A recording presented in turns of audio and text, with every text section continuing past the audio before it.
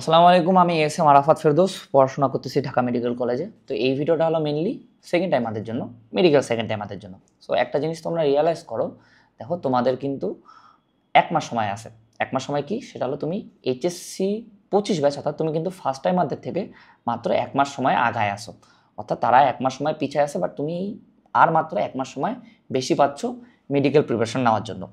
So আমি এই crucial টাইমে আসেও অনেক সেকেন্ড টাইমারদের দেখতেছি বিরাট বড় বড় ভুল কাজ করতে। সো এটা নিয়ে হলো শুরুতে একটু আলোচনা করব। সো এখন আসে অনেক সেকেন্ড টাইমারদের দেখতেছি যে তারা আসলে খুব ছোট ছোট বেসিক চ্যাপ্টার তারা আসলে 2টা পার্টে ক্লাস করতেছেন, প্রতিটা ক্লাসের লেন্থ প্রায় 3 ঘন্টা। অর্থাৎ সে পরিপাক এবং শোষণ করতেছে টোটাল 6 ঘন্টার ক্লাসে 2টা পার্ট করে।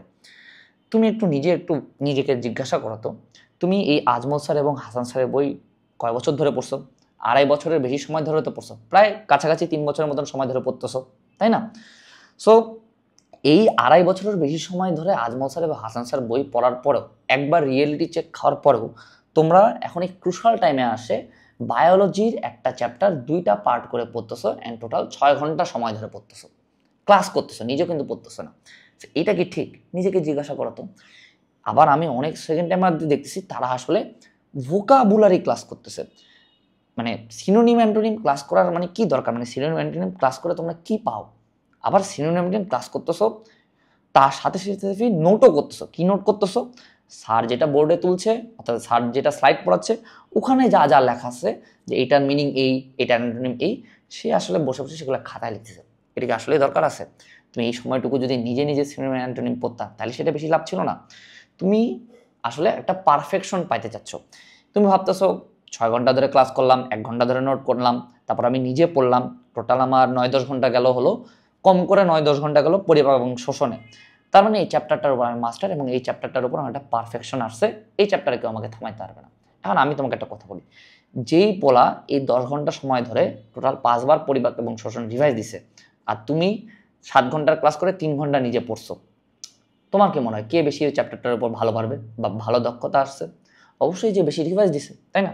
কারণ মেডিকেল ভর্তি পরীক্ষার বায়োলজি বা ভার্সিটি অ্যাডমিশনের বায়োলজি বা আমার এইচএসসির বায়োলজি পুরোপুরি প্রায় সব কিছুই মুখস্থ বিদ্যা। কোশ্চেন ব্যাংক খুলে দেখো কে বেশি ভালো করবে, তাহলে যে বেশি রিভাইজ দিছে। সো এই টাইমেও আসে তোমরা আসলে স্পুন ফিডিংয়ে অভ্যস্ত হয়ে যাচ্ছ, যে আমাকে আসলে খাওয়া দিতে হবে, নাহলে আমি খাবো না। বাট আলটিমেটলি এটাতে কিন্তু তোমারই লস হচ্ছে।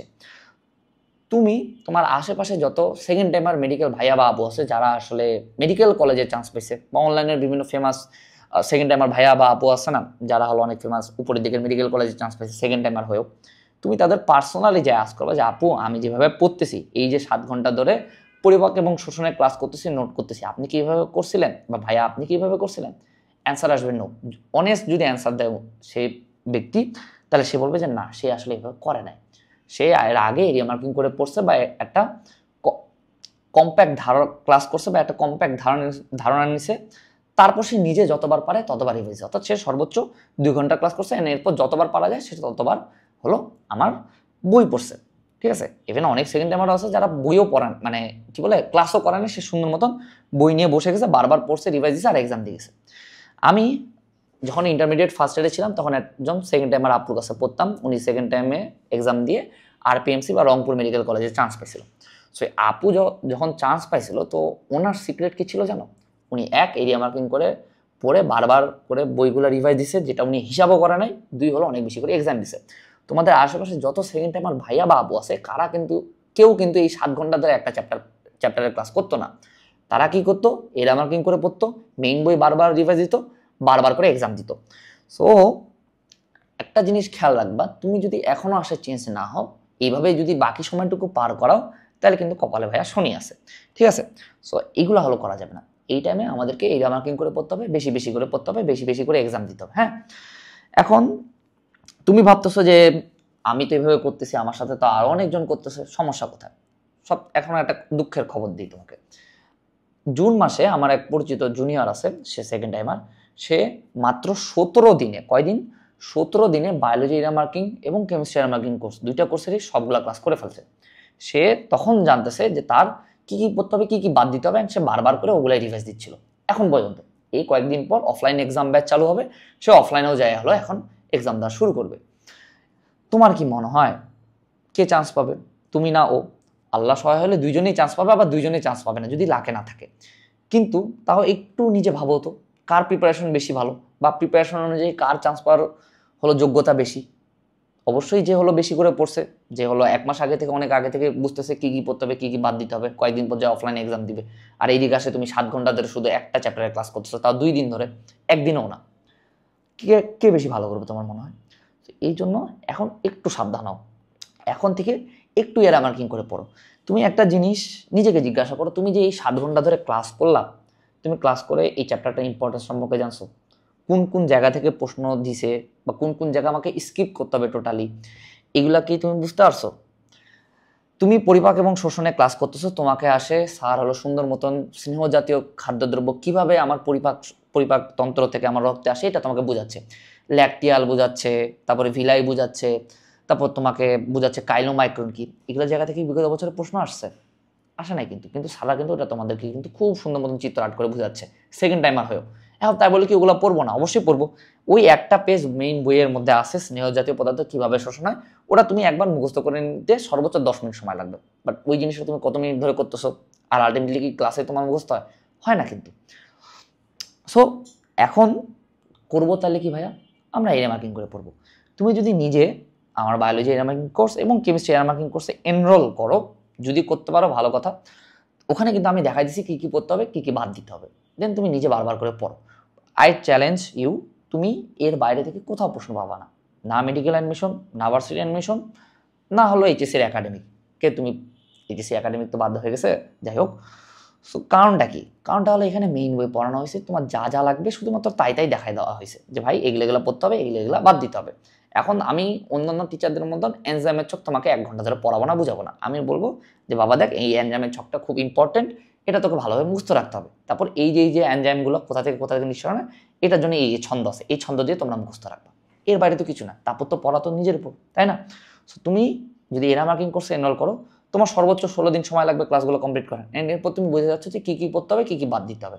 তারপর ওই জিনিসগুলাই বারবার রিভাইজ দাও। এই শেষ সময় আসেও একবার রিয়েলিটি চেক খাওয়ার পরেও তুমি যদি না বুঝো যে কী কী পড়তে হবে আর কী কী বাদ দিতে হবে, তাহলে এর থেকে বেশি হতাশাজনক কিছু নাই। সবসময় একটা জিনিস খেয়াল রাখবা যে আমাদের মেইন বইয়ের ক্ষেত্রে বা সব পরীক্ষার ক্ষেত্রে 80-20 রুল কাজ করে। 80-20 রুল মানে কি? 80% তথ্য থেকে আমার ঘুরে ফেরে প্রতিবারই প্রশ্ন আসে, 20% ইনফো আমাদের কোথাও আসে না, না মেডিকেল অ্যাডমিশন না ভার্সিটি অ্যাডমিশন, ওটা আমাদের দেখাও লাগবে না। তো তোমাকে এই 20% ইনফো জানতে হবে, যে এগুলো আমার বাদ দিতে হবে। বাকি 80% ইনফোর মধ্যে আমার 40% ইনফো যে খুবই খুবই গুরুত্বপূর্ণ, এগুলো আমাদেরকে বেশি ভালোভাবে পড়তে হবে। তুমি কিন্তু এগুলোও জানো না, এখনও জানো না। সো তুমি যদি কোর্সে এনরোল না করো, তাহলে কীভাবে করবো ভাইয়া? সুন্দর মতন medical question bank, varsity question bank, এই দুইটা নিয়ে বসো। একটা চ্যাপ্টার পর এই দুইটা কোয়েশ্চেন ব্যাংক নিয়ে খুলে বসো। তারপর এই যে খুলে বসলা, কোয়েশ্চেন ব্যাংক সলভ করা শেষ, তারপর তুমি বিভিন্ন অফলাইন কোচিং সেন্টার যেগুলো আছে, বা অনলাইন যে কোচিং সেন্টার, যে এক্সাম ব্যাচ আছে, ওখানে এক্সাম দাও, বেশি করে এক্সাম দাও। তাহলে তুমি বুঝে যাবে যে কোন কোন জায়গা মধ্যে পড়তে হবে, কোন কোন জায়গা বাদ দিতে হবে। আর এটা না করতে চাইলে সুন্দর মতন এরিয়া মার্কিং কোর্সে এনরোল করতে পারো। অ্যান্ড এখানে কিন্তু ডিসকাউন্ট চলতেছে। আর বায়োলজি এরিয়া মার্কিং কোর্সে এনরোল করলে কিন্তু তুমি মেডিকেল এক্সাম ব্যাচ ফ্রি পাচ্ছ, আর কেমিস্ট্রি এরিয়া মার্কিং কোর্সে এনরোল করলে কিন্তু তুমি হলো তোমার অনুশীলনের এক্সাম ব্যাচ ফ্রি পাচ্ছ। আর যেহেতু সব কাজ আমি সো জাস্ট অন মি। আরেকটা কথা হচ্ছে যে একটা জিনিস তোমাকে বুঝতে হবে, নিজের একটা জিনিস বুঝতে হবে, যে তুমি এখনো সব কিছুতে পারফেকশন জানতে চাচ্ছ, এটার ক্ষতিটা কী হবে? দেখো, তুমি কিন্তু ফার্স্ট টাইম আমাদের থেকে অলরেডি পিছিয়ে আসো। কেন পিছিয়ে আসো আমি বলি। এক, তোমার কনফিডেন্স লো। কনফিডেন্স লো কেন? তোমাকে আশেপাশের মানুষ অনেক কথা শোনাচ্ছে, একবার রিয়েলিটি চেক খাইছে। দুই, তোমার কিন্তু মার্ক কাটা যাচ্ছে। তুমি এই আশায় আছো যে হয়তো তোমার 3 মার্ক কাটা যাবে, 5 মার্কও কাটা যেতে পারে। এটা কিন্তু কেউ সিওরিটি দিতে পারবে না যে তোমার 3 মার্ক কাটবে না 5 মার্ক কাটবে। গত বছর আমার এইচএসসি 24 ব্যাচের ক্ষেত্রে সাবজেক্ট ম্যাপিং করা হলো দেখে জিপিএ মার্ক 100 করা হয়েছে, অ্যান্ড এই জন্য সেকেন্ড টাইম আমাদের 3 মার্ক কাটা হয়েছে। তোমার এইবার কিন্তু এইচএসসি ফুল হচ্ছে, বাট এটারও কেউ সিওরিটি দিতে পারতেছে না যে জিপিএ মার্ক মেডিকেল এক্সামের ক্ষেত্রে 100 মার্ক হবে না 200 মার্ক হবে। অর্থাৎ সেকেন্ড টাইম আমাদের 3 মার্ক কাটবে না 5 মার্ক কাটবে। 3 মার্ক কাটুক অথবা 5 মার্ক কাটুক, তোমার তো অলরেডি মার্ক কাটা যাচ্ছে। তুমি যদি এই ফার্স্ট টাইমারদের মতন পেসে আগাইতে চাও, বা ফার্স্ট টাইমারদের মতন গতিতে আগাইতে চাও, তাহলে কি চান্স হবে? হবে না। তোমাদেরকে অবশ্যই ফার্স্ট টাইমারদের থেকে বেশি অ্যাডভান্স হইতে হবে, যেন তোমার যে মার্কটা কাটা যাচ্ছে এটাকে তুমি ফুলফিল করতে পারো তোমার প্রিপারেশন দিয়ে। সো একটা জিনিস খুব ভালোভাবে খেয়াল রাখবা, তুমি যদি সেকেন্ড টাইমার হয়ে চান্স পাইতে যাও, 3টা মূলনীতি ভাইয়া, তুমি যে কোনো তোমার আশপাশে যে কোনো সেকেন্ড টাইমার ভাইয়া বা আপু যারা আছে, যারা চান্স পাইছে, তাদের কাছে জিজ্ঞাসা করবা, তাদের সবার কথা আমার সাথে মিলে যাবে। 3টা মূলনীতি। কি কি মূলনীতি? এক, সে হলো এরিয়া মার্কিং করে পড়ছে, যতটুকু পড়া লাগবে সে ততটুকু পড়ছে মেইন বই থেকে। 2, সে হলো বারবার করে মেইন বই রিভাইজ দিয়েছে, বারবার করে অনুশীলনী রিভাইজ দিয়েছে। 3, সে কি করছে, সে হলো বেশি করে এক্সাম দিছে। এই 3টাই হলো মূল নীতি হলো তুমি যদি সেকেন্ড টাইমার হয়ে চান্স পাইতে চাও। সো এই জন্য এখন আসে, প্লিজ ক্লাস ডিপেন্ডেন্ট হয়েও না। এখন আসলে 7 ঘন্টা ক্লাস করার আসলেই দরকার নেই। তুমি একবার রিয়েলিটি চেক খাইছো, তোমার মার্ক কাটা যাচ্ছে, তুমি আশপাশের মানুষের অনেক কথা শুনতেছো, বাট তুমি পারফেকশন আনার জন্য নিজের কেন নিজে ক্ষতি করতেছো? নিজেকে বুঝতে হবে যে তোমার সিচুয়েশনটা কেমন, তোমাকে নিজে পড়তে হবে। মেডিকেল অ্যাডমিশন যেটা আছে এটা টোটালি মুখস্থ বিদ্যা। তুমি তো একবার এক্সাম দিচ্ছ, তুমি জানো না মুখস্থ বিদ্যা কার ভালো হবে, যে 7 ঘন্টা ধরে ক্লাস করছে না যে 7 ঘন্টা ধরে নিজে বইটা পড়ছে, এই রামাকিং করে পড়ছে, যতটুকু পড়া দরকার ততটুকু পড়ছে। তুমি নিজেকে জিজ্ঞাসা করো তো। সো এই জন্য এখন আসলে প্লিজ লেন্দি ক্লাসের দিকে যাও না। এটা একটা ফার্স্ট ইয়ারের স্টুডেন্টরা মারা যায়, বাট যেহেতু তুমি সেকেন্ড টাইমার, এটা যেহেতু তোমার লাস্ট সুযোগ, এই টাইমে আসে ক্লাসের প্রতি ঝুঁকিও না, এইসব বড় বড় ভুল করিও না। নিজে পড়ো, বারবার রিভাইজ দাও, বেশি করে এক্সাম দাও। এই ভিডিওটা এই পর্যন্তই। তোমার যদি কোনো প্রশ্ন বা জিজ্ঞাসা থাকে, তুমি হালকেস্টান ফ্যামিলি গ্রুপে জয়েন হতে পারো, অ্যান্ড সেখানে যদি অ্যানোনিমাস পার্টিসিপেন্ট হও, তুমি প্রশ্ন জিজ্ঞাসা করো, আমি সবগুলো অ্যান্সার দেওয়ার ট্রাই করি। আর একটা কথা হচ্ছে যে বায়োলজি এর মার্কিং কোর্স এবং কেমিস্ট্রি এর মার্কিং কোর্সের অনেক ভালো ভালো রিভিউ আছে, অ্যান্ড ট্রাস্ট মি, এটা সেকেন্ড টাইমারদের জন্য খুবই খুবই দরকারি। কারণ এই সময় আসে তুমি যদি না জানো যে কী কী পড়তে হবে, কী কী বাদ দিতে হবে, খুবই কিন্তু এটা দুঃখের একটা বিষয়। যেমন ধরো তুমি মানব জীবনের ধারাবাহিকতা, এই চ্যাপ্টারটা খুব পিনিং নিয়ে পড়ো, তাই না? এটারও কিন্তু তোমরা 6 ঘন্টা 7 ঘন্টা ক্লাস করো, বাট তাও দেখো তো এখান থেকে বিগত বছর কয়বার প্রশ্ন আসছে। এটা কিন্তু আমি ক্লাসে বলে দিই যে এই চ্যাপ্টারটা কিন্তু ততটা গুরুত্বপূর্ণ না। মেডিকেল ভর্তি পরীক্ষায় বিগত 20 বছরে খুব কম প্রশ্নই আসছে, বাট যতবারই আসছে ততবারই 3টা জায়গা থেকে প্রশ্ন আসছে। এক হলো ভ্রূণস্তরের পরিণতির ছক, তারপর এই চ্যাপ্টারের শেষের দিকে বিভিন্ন রোগ নিয়ে কথাবার্তা, আর এই চ্যাপ্টারের শুরুর দিকে পুরুষ প্রজননতন্ত্র রিলেটেড যে কিছু কথাবার্তা আছে এগুলো পড়া লাগে। আর তোমরা সুন্দর মতন কী করো বলো তো, জরায়ুর ওজন কত, শুক্রাণুর দৈর্ঘ্য কত, প্রস্থ কত, এগুলো মুখস্থ করতে যাও। অ্যান্ড আলটিমেটলি এগুলো পরীক্ষাতেও আসে না, অ্যান্ড কোচিংয়ের পরীক্ষা, মেডিকেল অ্যাডমিশন যেমন আসে না, কোচিংয়ের পরীক্ষাতেও আসে না। এই জন্য একটু এরিয়া মার্কিং করে পড়ো, তোমার যে পড়ার যে ক্যাপাবিলিটি আছে এটা অলরেডি বাড়ে যাবে, কারণ তুমি খুব লিমিটেড ইনফোই পড়তেছো, অ্যান্ড তোমার রিভাইজ দেওয়ার যে ক্ষমতাটা আছে ওটাও বাড়ে যাবে, কারণ তুমি বারবার করে রিভাইজ দিচ্ছ। সো ঠিক আছে, best of luck second timers.